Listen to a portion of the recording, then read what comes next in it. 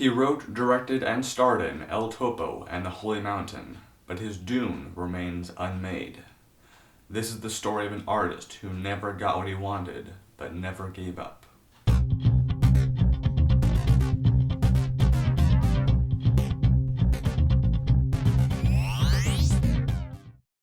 Jodorowsky's Dune.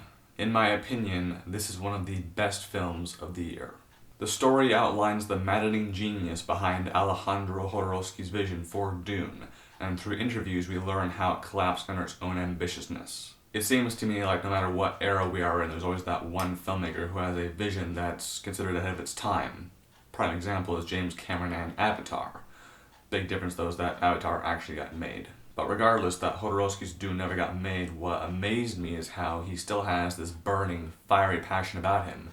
He still wants to tell stories. The most incredible thing is that there's this book that is like the movie itself, like the movie in pictures, and it's like 3,000 pictures. That is insane. So basically the movie is made, just not how he wanted it.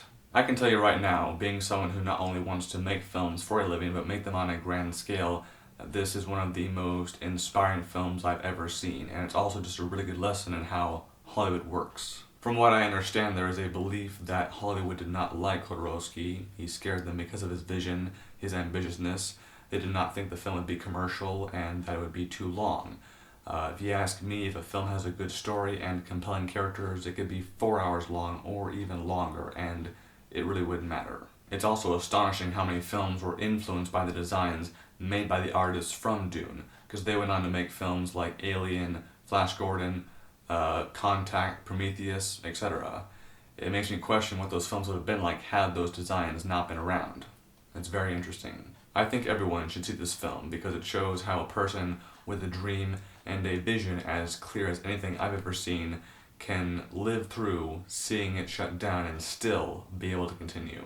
My only problem with the film is how there's this interview with Nicholas Winding Refn, which is really quite random, because he's the only person interviewed who didn't work on the film, and all he really does in his interview is say how he's like the only person who's really seen the movie, because Jodorowsky walked him through the picture book, and he's like, yes, I am the only one who has ever seen Jodorowsky's Dune, and let me tell you, it's awesome. The pacing was not interrupted by this interview, but I just feel like it would have made a lot more sense if they'd had an outside filmmaker whose film had actually been directly influenced by the designs in Dune and have them commenting on that. That would have been interesting. That would have made sense. I don't know how wide of a release this film is getting, but if you can see it in a theater, awesome, do that.